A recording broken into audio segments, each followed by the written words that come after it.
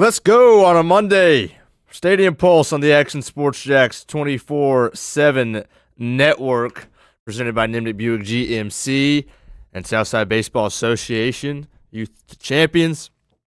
What a wild Monday we got. College football talk for the next hour. Hey, we are not on Twitter right now. It's kind of, it knows that today's going to be a big day. Billy Napier's gone. Mike Norvell might be gone. So it's crashing on us, but we are live on YouTube. So check us out there. Just head on over there, and maybe we get Twitter back up and rolling. We know a large majority of y'all watch on there. But maybe we get that rolling, maybe we don't, but we're going to keep going anyway because we've got a lot to get to here on a Monday. Stadium Pulse, if you're watching for the first time, Mondays and Fridays, every Monday, every Friday, 9 to 10 a.m., we cover 5 schools: Florida State, UCF, Georgia, and Miami. And there's a lot to talk about with every school, but obviously we're going to start in Gainesville, checking the pulse in the swamp. The Gators fire Billy Napier. We'll have that. We'll have Mike Norvell, news and notes after Florida State. What a disaster it is right now. We're going to throw up the scoreboard for you. This is everything we've got today. And then obviously Georgia, huge win over Ole Miss. Gunnar Stockton, he put on a clinic. Louisville, 24-21 over Miami. And I eat crow on Miami, even though I've always thought they would be exposed. But this early, didn't think it would happen. And then UCF gets a 45-13 win over West Virginia. Zach will have his time to shine in defense of his own football program very shortly. You can best believe that. But before we get into any of that, Billy Napier is out as the head football coach at Florida. I don't think anybody is surprised. Okay, nobody is surprised at all. Guys, that was the loudest I have ever heard a stadium call for a head coach's head during a football game. It was unbelievable. Multiple points in that game. You can hear "Fire Billy" chants in the swamp louder than... That was the loudest they were in that football game. Louder than they were on any touchdown. Fire Billy. And I think we'd be foolish not to think that forced Stricklin's hand. The outcry of the fan base to get this guy out, to start over. It had to have forced Stricklin's hand because you fired him after a win. Now, isn't it ironic, to point out the obvious, isn't it fitting that he showed you why the chief reason you want him out, he showed even in a win? I mean, he and Levy tried to trade the football game away. DJ Lagway play-action rollout on 3rd and 1 when your best player is just sitting there in the backfield. And you tried to hand the football game to Mississippi State. But holy cow, they wanted to give it right back to you. Jeff Levy says, "You know what, Billy? I feel bad for you. I'm gonna send you out. I know you're gone. You know you're gone. Everybody knows you're gone. I'm gonna send you out with a win in the swamp." Throwing the football in field goal range, ridiculous. Isn't it ironic? Billy's last offensive play call was the entire reason the Gators fan base wanted him out. He sure left his mark. But the boos, man, and the calls for his firing, I think that's absolutely forcing Scott Stricklin's hand. And look, I said on the show last Friday that, I thought he would get the Georgia game. Winner, even if he won. If he lost, it's a different story. If he lost to Mississippi State, I thought he was gone. But if he won, no matter what, I thought he was going to get the Georgia game because I think that Florida's best shot to beat Georgia is to have Billy Napier at the helm.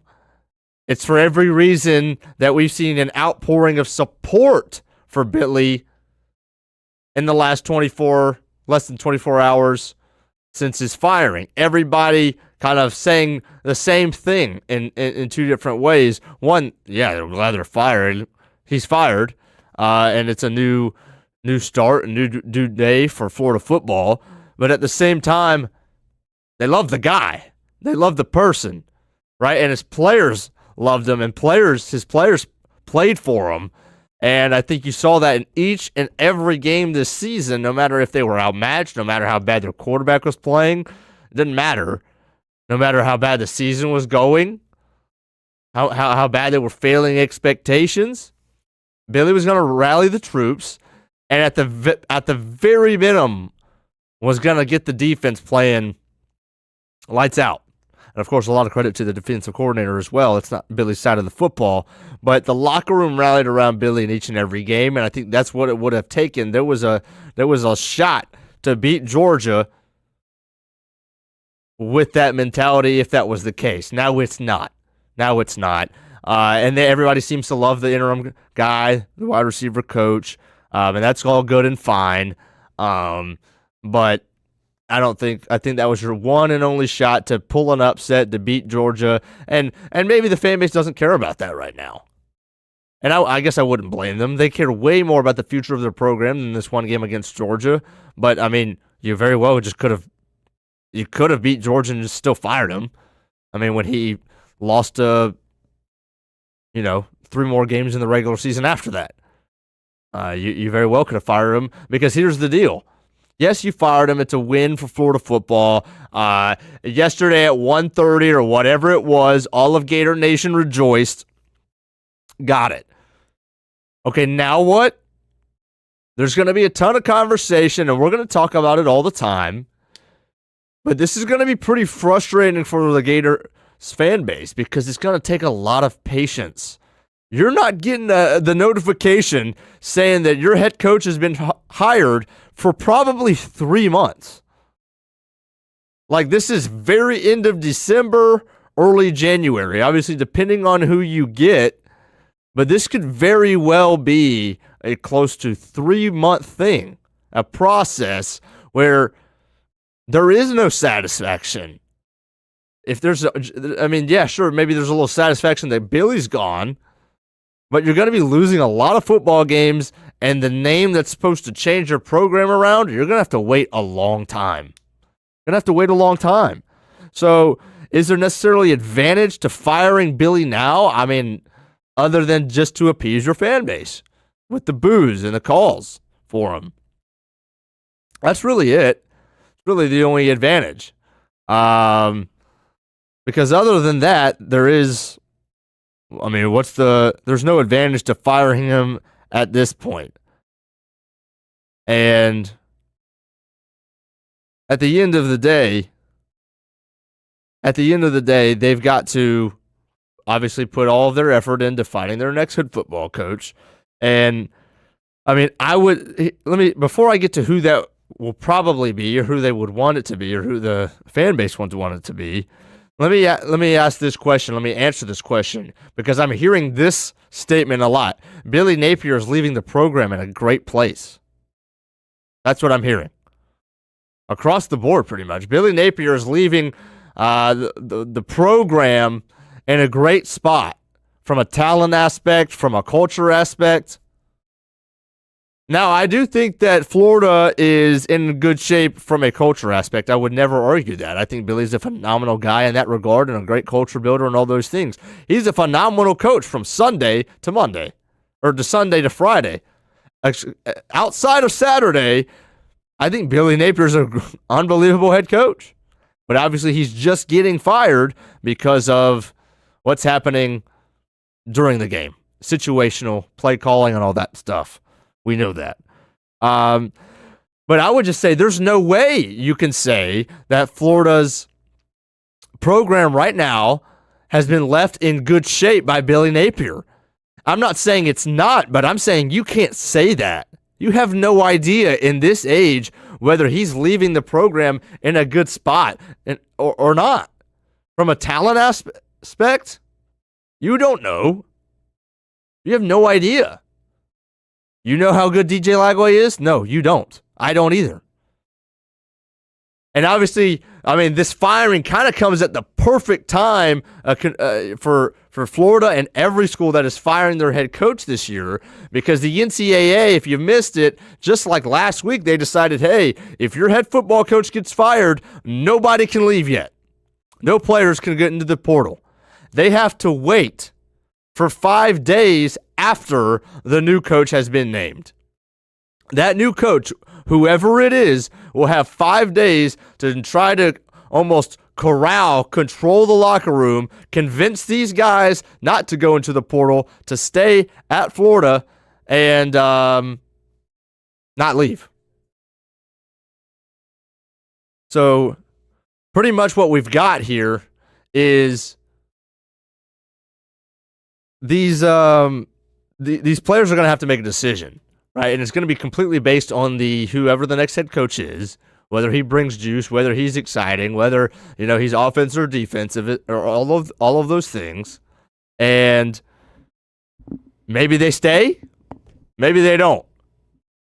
Right? Obviously, I think you want you pray your wide receiver weapons stay, because they're great, and you pray your defense stays.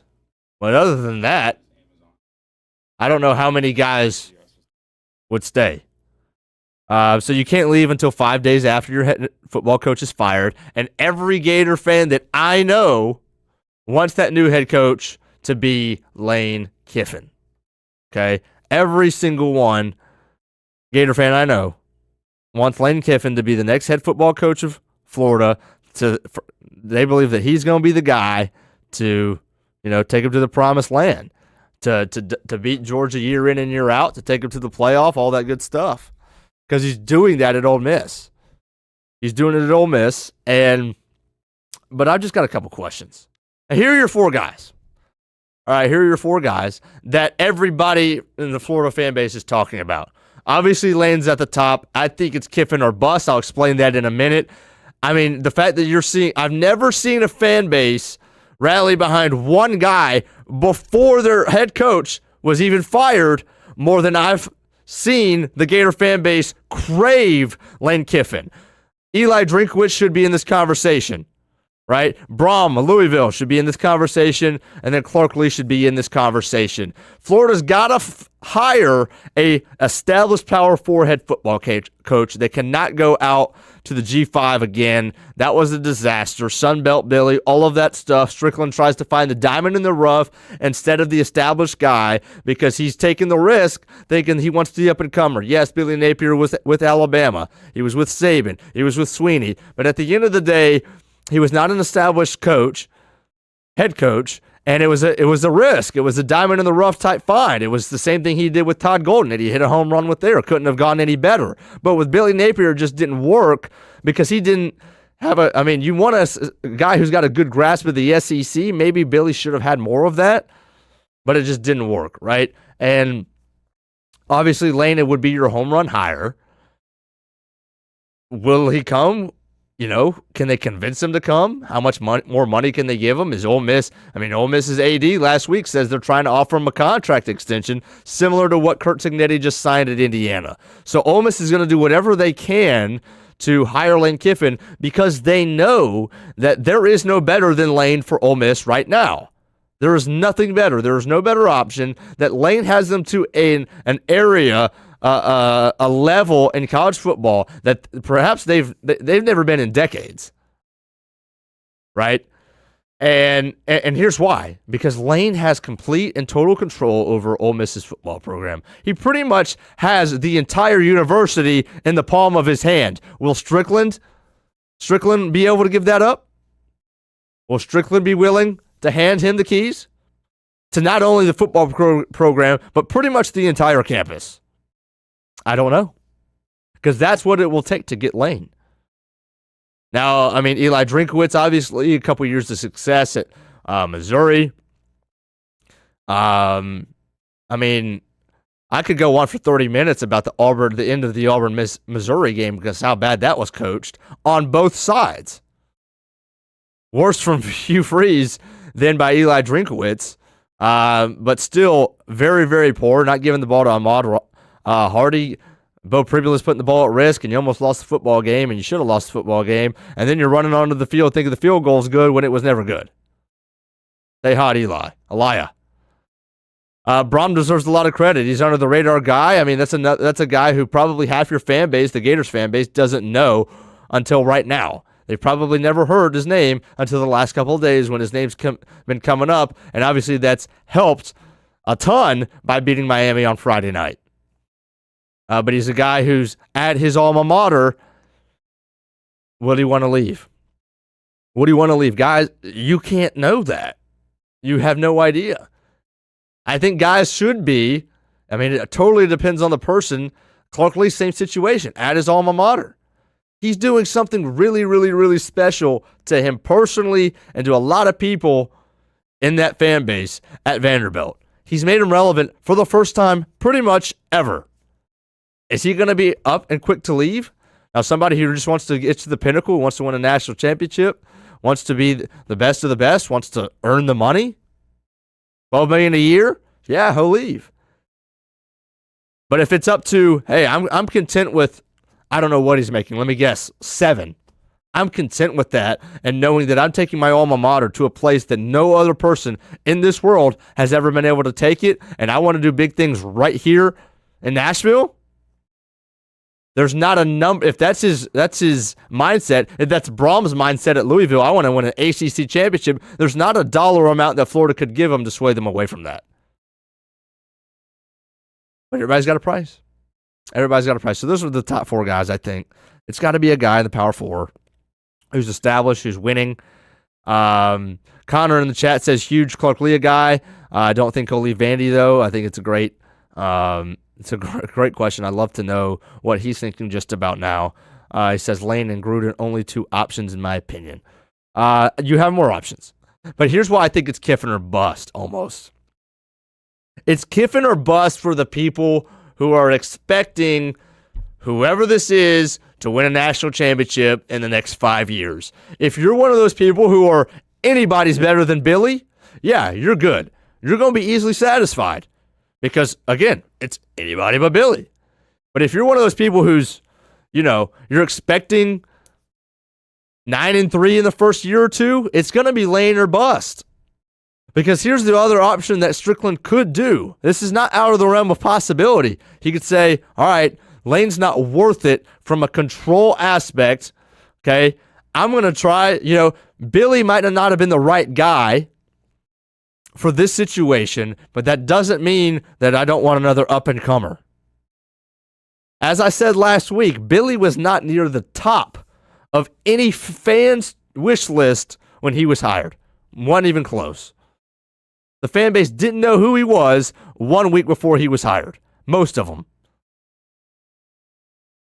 6 months before Billy Napier became the head coach at Florida, how many people knew who he was? Not many. Not many. He was not on your wish list because you didn't know the name and you didn't want somebody out of the G5.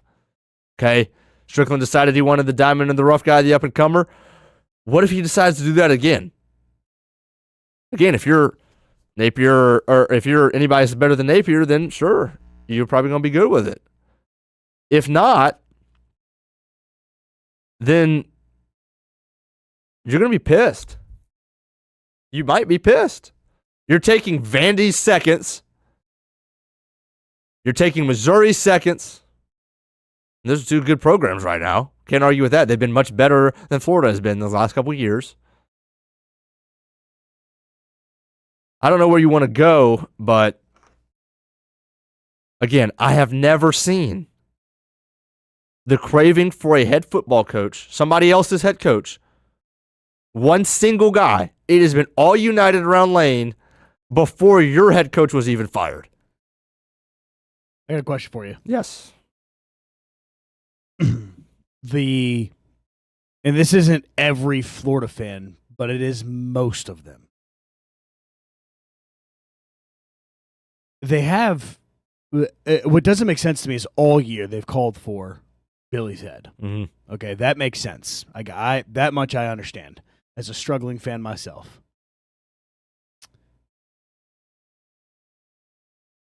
They say that the culture sucks at Florida. Who says that? A few of the Florida fans that I've interacted with personally. Really? Excuse me. The culture within the team sucks at Florida. Billy can't coach, can't win the big games, Of course. et cetera, et cetera. Well, he wins at home. I don't know by a miracle, but wins at home. Yes. They fire him, and then they go, he left the program at a good place. Well, I think they're just saying from a talent aspect, they have talent. They have got a lot of talent. Their secondary, without guys all year long, has stepped up and played really good football. Their D-line, with guys out injured, has played really well and played really good football. Their weapons on the outside between Vernell, Dallas, even Mizell, I think, is a good football player. They've got guys. But at the same time, all of this is really dependent on what you think about DJ Lagway going forward. So, I mean, okay. That was going to be my next question, was where does Lagway fit in, or where does Lagway settle in all this? I got a question, my last question about Florida for you. Mm-hmm. If it's not one of the four guys you mentioned, who is it? Sorry, let me rephrase that, because that's kind of a complicated question, because it could be anyone in the group of five, I guess. But if it's not one of those four guys, what should Florida fans' expectations be going into next season?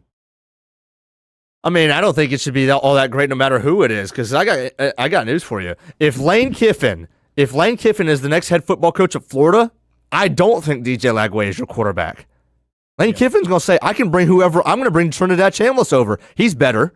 I'm going to bring Austin Simmons over. He's better too. I can bring 10 guys out of the portal that I want that right now are probably better than DJ Lagway. That's what Lane's going to think. DJ Lagway will not be the quarterback at Florida next year if Lane Kiffin is your head football coach. He won't do it. You don't want him. I don't think he wants him. Okay.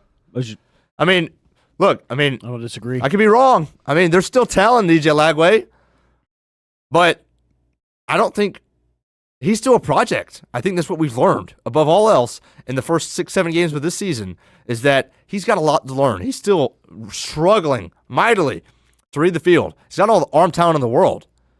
But, I mean, what do your eyes tell you? What do the eyes tell you? After the first month of the season, I mean, we called for it all offseason. All offseason, we said, this guy's going to be pretty bad in at least the first month of the season because he hasn't practiced in a year.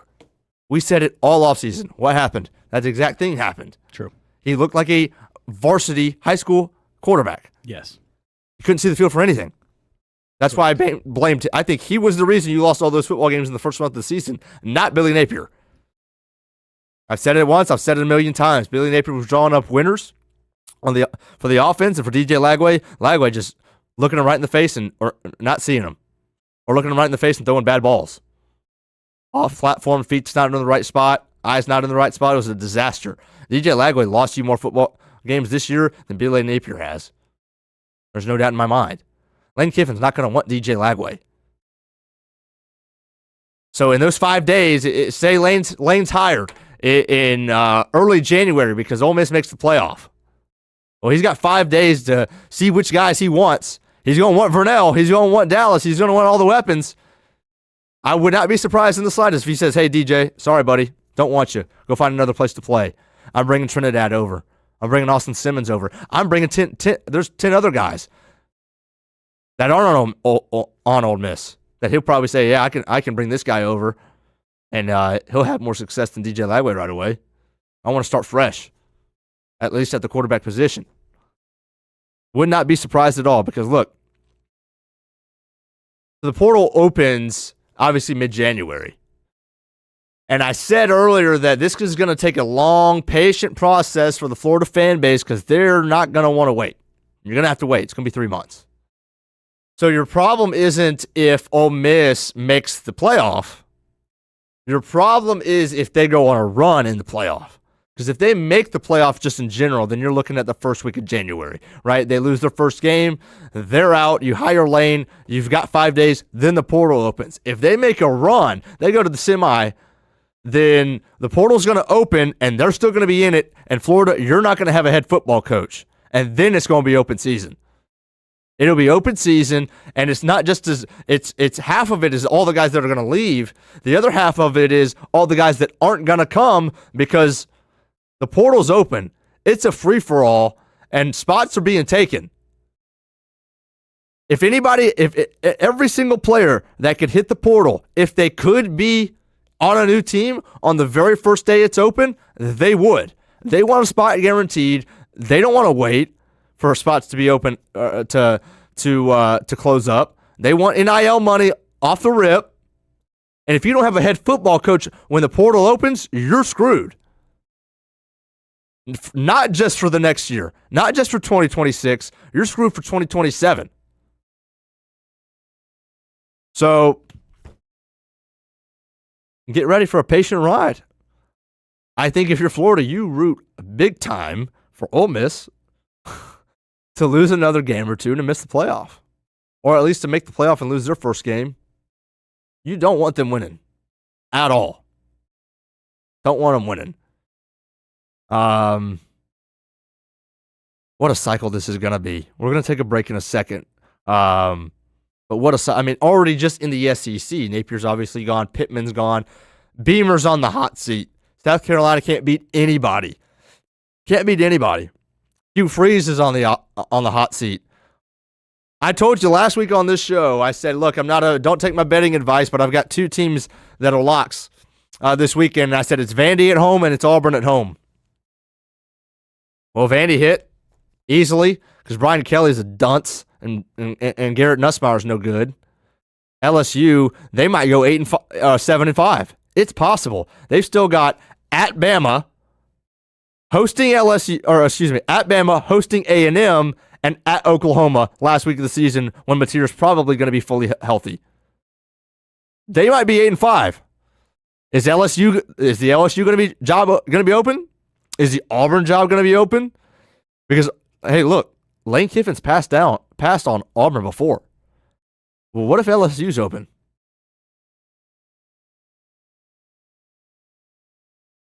Is LSU a better job than Florida? Yes. Yes, it is. Does he have some more ties in Gainesville than he does in Baton Rouge? Yes. Does that even it out? I don't know. But this cycle is going to be insane. We might have 5 openings in the SEC alone. I think we're up on Action Sports Jack's Twitter, so that's a great thing. Appreciate the guys helping out with that. So catch us there. You can also catch us on YouTube as well, Facebook, on the Action News Jacks app, actionsportsjacks.com as well. We're going to take a quick break. Stadium Pulse presented by Nimnik Buick GMC and Youth Champions. 9 to 10 a.m. every Monday, every Friday. A lot of FSU talk coming up. Mike Norvell, is today the day? Could he be fired today?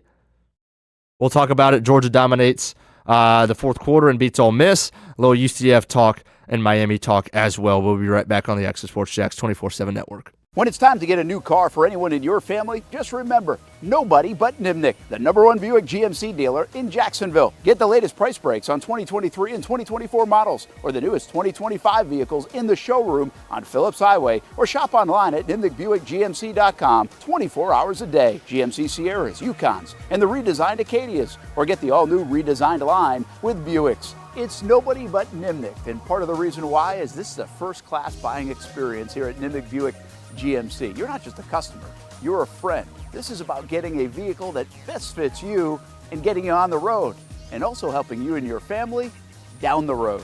Nimnik has a treating you right guarantee, courtesy, respect, fairness, and most Buicks, GMCs, and Jacksonville's only Car Bravo dealer, nobody but Nimnik. Who has put in the most years and stands behind a better experience? Nobody but Nimnik. GMC, we are professional grade. Putting your needs first. It's the backbone of how First Florida Credit Union does business. In all honesty, you might as well be speaking another language when it comes to finances. Sure, I'm good with my money, but what am I missing in the fine print? That's what led me to First Florida Credit Union. They're the perfect choice for anyone starting their financial journey because they keep finances easy. Plus, they offer financial education and resources I can trust. So I'm always growing more confident. And as a young adult, I am constantly adding more responsibilities to my plate. From a car payment to a mortgage, it all adds up. Luckily, First Florida Credit Union makes sure it adds up in all the right places and not the wrong ones by offering better rates and lower fees than traditional banks, even if you're still trying to grow your credit. Because as a member-owned institution, First Florida genuinely puts people's needs first rather than focusing on profit. So I know as my needs change, they'll be right there to help me reach my goals. Check out firstflorida.org to learn how you can benefit too. It's one of the hot spots in the area. Welcome you to String Sports Brewery out at the beach. Big crowd on hand tonight. The fans are here. And now, the newest hot spot at the beach is open. String Sports Brewery in Jax Beach has opened its doors with rave reviews. We're going to be fans forever.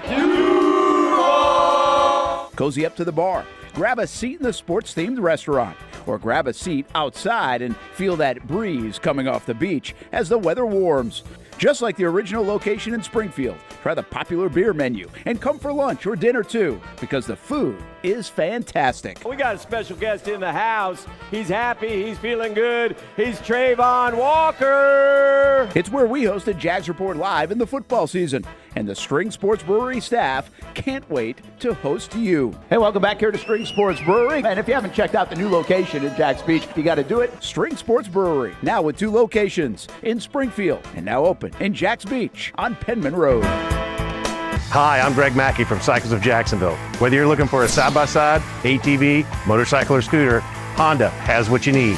The Honda Talon. Ultimate performance meets family-friendly fun. Prices starting at $363 a month. Or the sporty Honda CBR 650 starting at an affordable $204 a month. Stop by and choose your adventure from a full line of Honda products. Only at Cycles of Jacksonville on Atlantic Boulevard. Family owned and operated since 1983. Hello, I'm Kenny Lay of Kenny Lay & Associates. Since 2003, our firm has fought exclusively for the rights of men in family law. Divorce, modification of child support, alimony, custody, and more, all for men. A father is vitally important to a child's life, and being a man is not a reason to pay more in child support or alimony. I'm a single father. I get it. If you have a divorce or other family law issue, contact Kenny Lay & Associates at divorcemenonly.com. CGC Water Treatment and Plumbing is taking their 75-plus years of expertise and expanding to CGC Home Services. Water treatment and plumbing is still a big part of what they do, and now they can do even more for you. Home services like kitchen and bathroom remodeling, showers, sinks, faucets, toilet repair, backflow testing, and the list keeps going. Find all they can do at cgchomeservices.com or give them a call, 904-298-7052. It's a new look and a new name with the same expertise. They've been serving homes like yours since 1946. CGC Home Services, right here in Jacksonville off St. John's Bluff Road, 904-298-7052. And visit cgchomeservices.com. Florida license number CFC 1432579.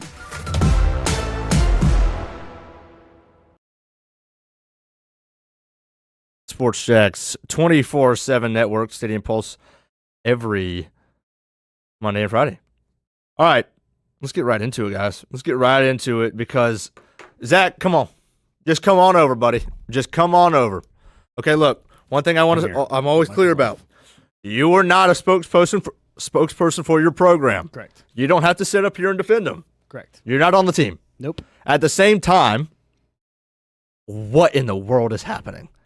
Hey, before you go, let me just give the details for everybody who was smart with their Saturday night, potentially put their family first, potentially put their rest at first, potentially made everything else a priority and chose not to watch 2 real bad football teams go to battle at 10:30 on the West Coast.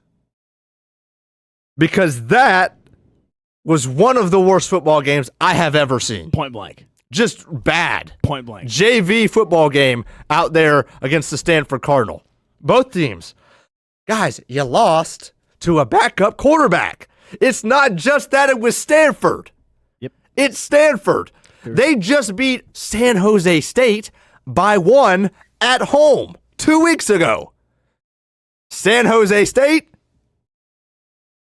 Florida State. A little lower. And then they played a backup quarterback against you, and you still couldn't win. Correct.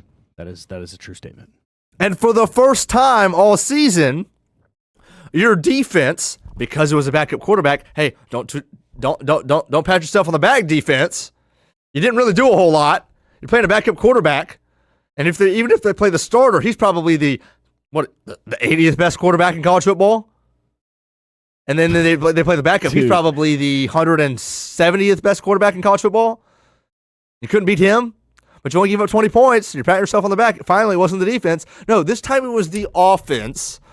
And 4 3-and-outs. 4 3-and-outs. And that wasn't even just all the punts. He punted the football more than that, but that was just the 3-and-outs I'm counting. And you probably had half of the yardage that you had in the football game on the final drive. You guys suck. Yes, we do. Jason, let me walk you through the last 18 months.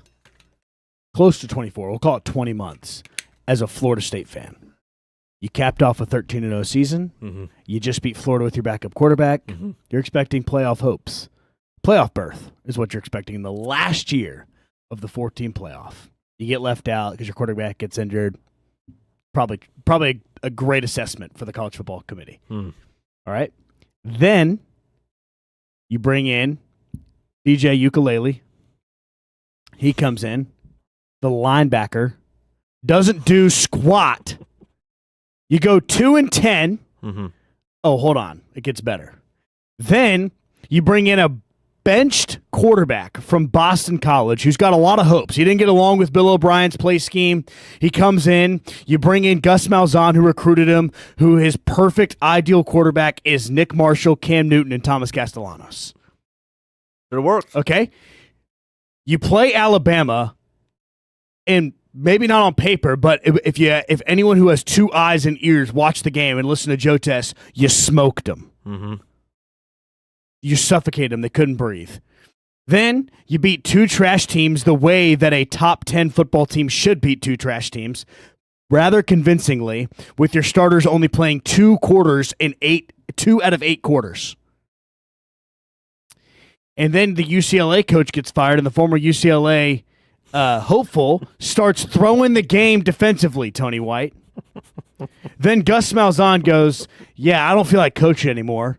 So he wears the freaking polo, sits on the bench, and just jib-jabs all day. I don't even think he makes play calls. I think he just sits there and starts hanging out. I'm going to go get him the Robbie Dollars playbook out of the trunk of my car is what I'm going to get. Because that would be better than anything we've watched. Then we go to Stanford. Forget the Miami game. Mm-hmm. Forget the Pitt game. The fact that we lost to the offensive coordinator who, you know where he played college football? JU. The JU quarterback out-coached Tony White, who just stopped Alabama. Just so everybody remembers. And doesn't forget, this guy, that's speaking, yes, he's single-handedly responsible for canceling JU's entire football program. And that quarterback just out-coached Florida State football. Mm-hmm. Then we go to Stanford. Yes, you did. Minus 1195 odds, money line. You know what we do? Take a freaking dump on the sideline. What are we doing? I mean, Jason, this might be the funniest team in college football. Y'all are so bad. So here's some betting advice. Although I'm not, please don't listen to me, but if you want to have fun, do it. Mm-hmm. Watch Florida State and pretend that Tom Segura is walking out there. Okay. Because you're going to laugh. And then what you do is you place $5 on the other team because for some insane reason, ESPN in Vegas is still going to favor us. Now you win money and you laugh. It's the most incredible life hack that you'll ever hear. Here's what we do. You ready? Mm-hmm. I genuinely think today could be the day Norvell gets fired. Mm-hmm. I strongly believe that he will not make it to the end of the week. Right. Okay. Then here's what we're going to do. Against my preference, although I have like a million of them. Sure. We're going to hire Jimbo Fisher again. Because Jimbo Fisher, besides Bobby Bowden, is the only coach to be at Florida State for longer than 8 seasons. Mm-hmm. And he only had 1 season under 9 wins. Yep. And of those 8 seasons, 6 were 11-win seasons. 1 national championship, 1 playoff appearance. We got smoked by Marcus Mariota.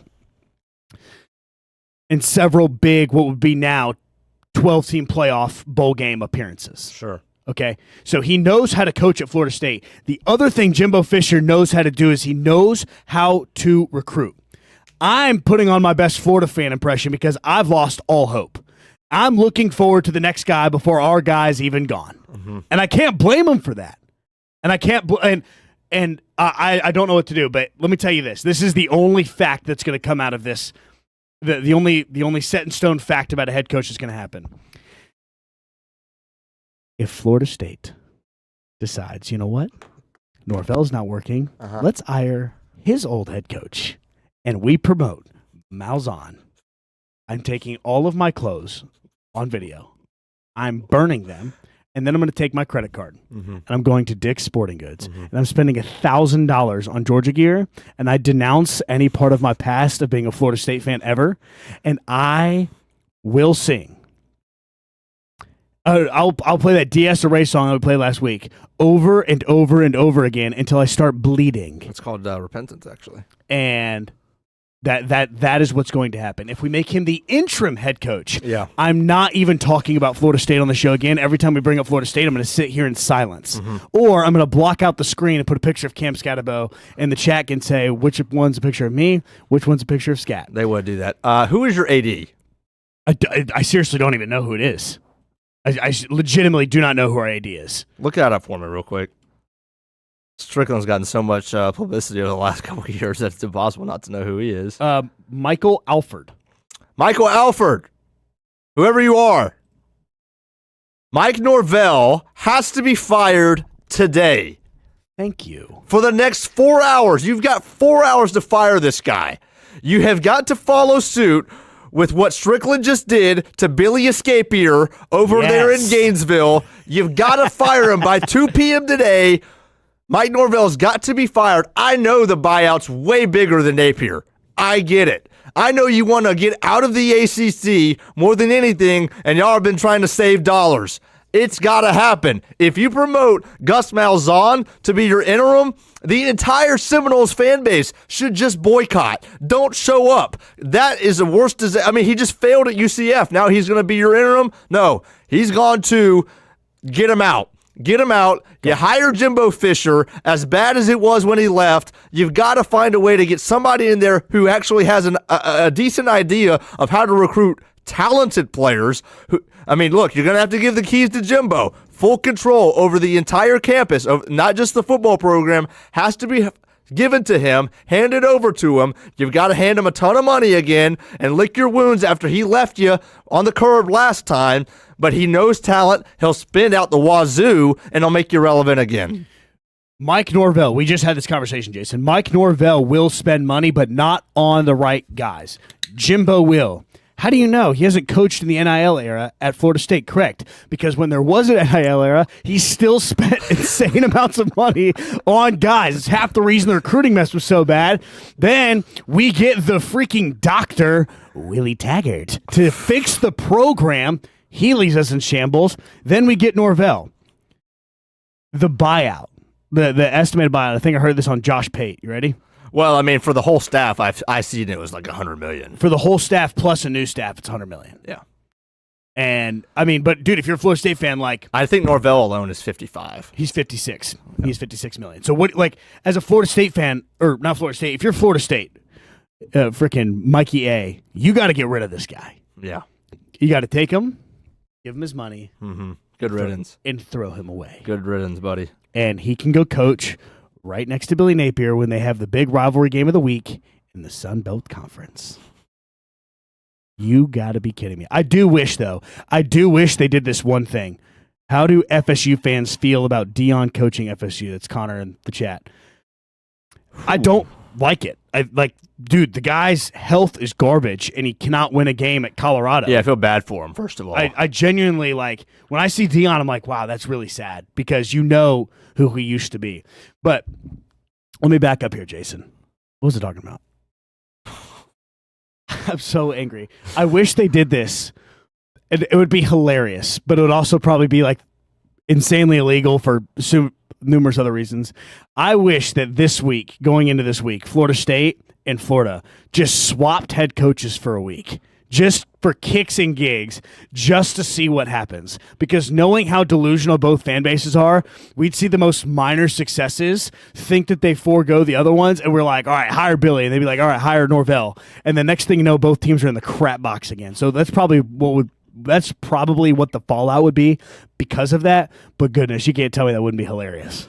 I mean, look, you 3 weeks ago, you proposed an I Quit match pretty much on the last week of the regular season between Florida State and Florida. Whoever wins that football game in the rivalry, whoever wins keeps their job. Whoever loses has to take their shirt off, has to take all of their gear off, lay it on the field like a boxer putting his gloves down on the ring and say, I quit, and hold up a sign as they walk off the stadium saying, I'm done. I'm fired. You proposed it. I would have loved it. I think that might have been the most watched college football game this year, but we're not going to get it anymore. I've got a great idea. Yes. We can't get it anymore, but what if we did this? What if we made it a wagered, like an actual wagered match, where the winner of that game, so every game the rest of the season's done. You get 6 bye weeks now, okay? You have six weeks to prepare for Florida State in the swamp. We'll do it in the swamp. The winner gets Lane Kiffin. that's how that game goes.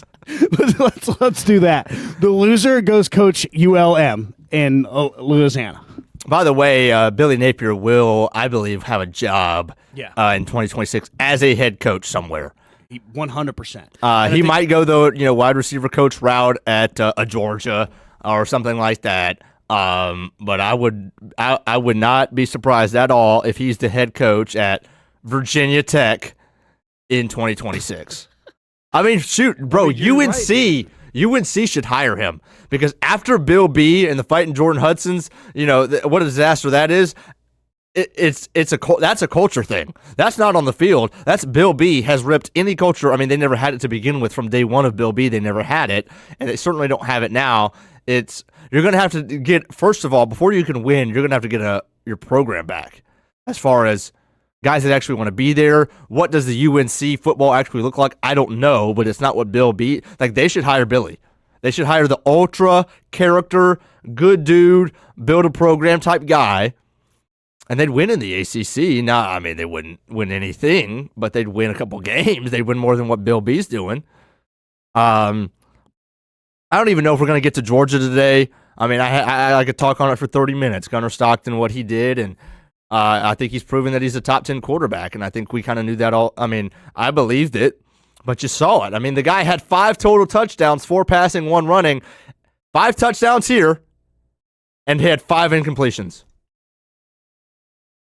against a pretty good Ole Miss defense.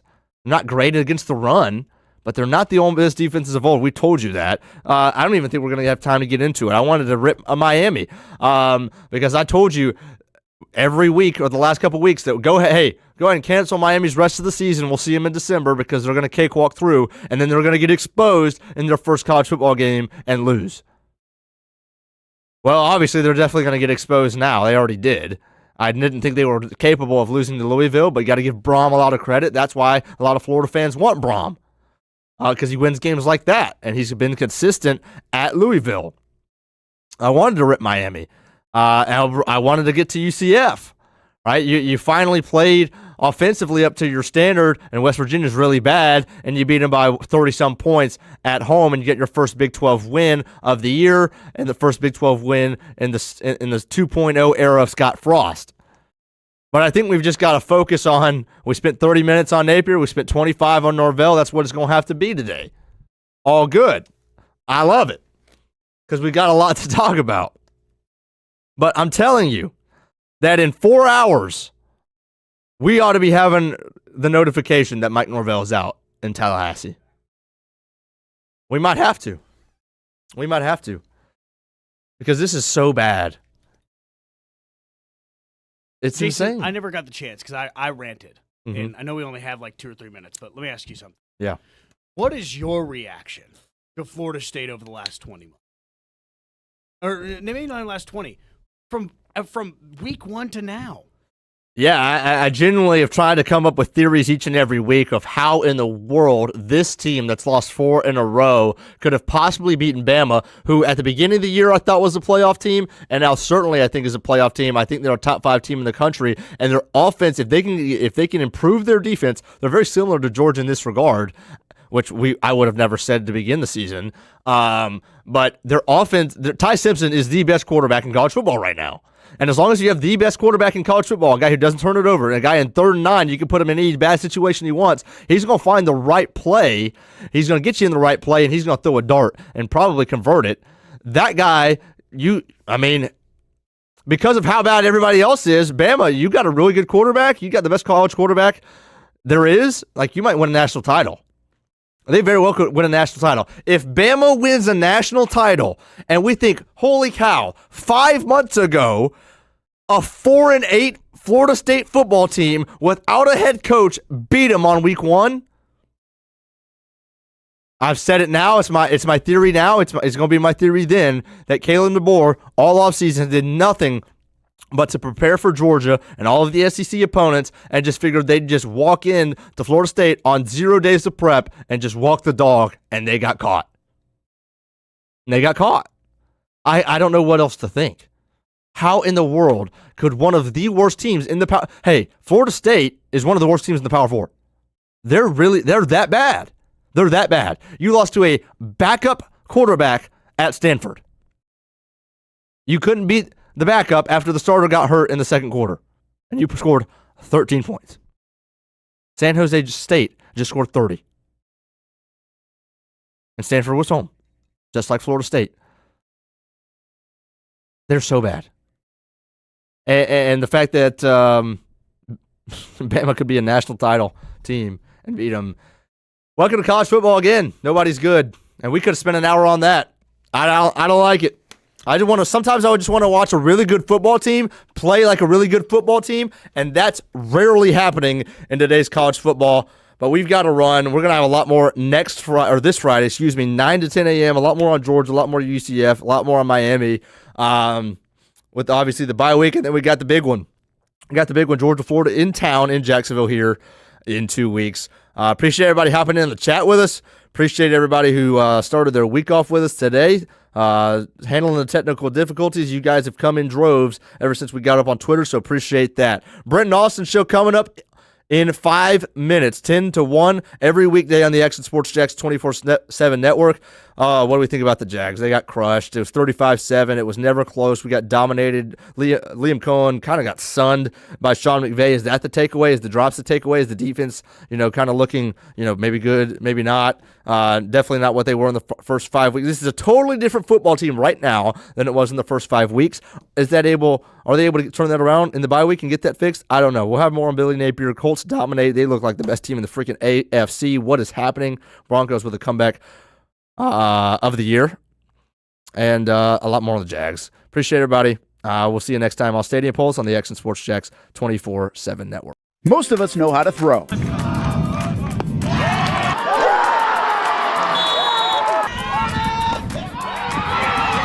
But you need to know what to throw. I'm not talking about footballs, baseballs, softballs. We're talking about those items you need to recycle.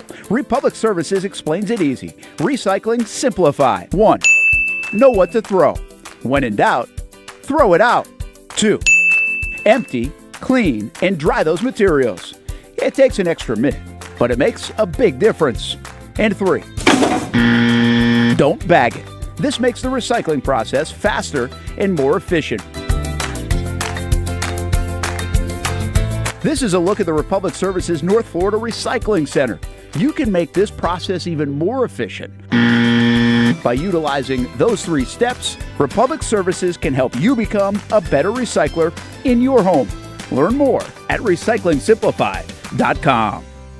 Burgers or breakfast, you can get it all at Whataburger. Try something new on the menu or an all-time favorite like the Whataburger Patty Melt. And now you can have breakfast here at Whataburger 12 hours a day, 11 p.m. until 11 a.m. Menu items like the bacon taquito.